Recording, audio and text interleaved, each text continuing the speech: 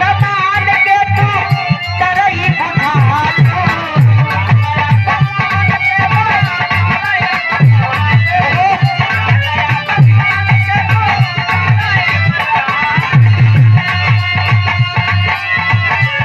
लइका बतियावता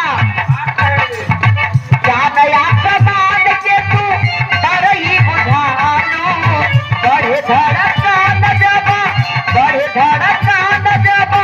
धीरिया के जालू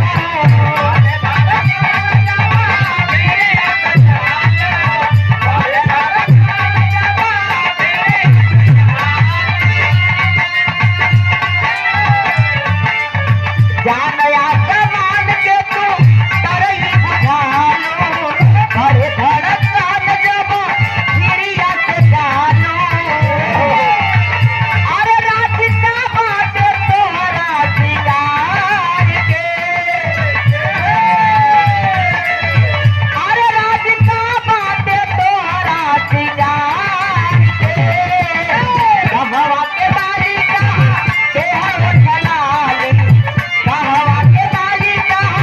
के हो छलाली के बिटिया मिलार के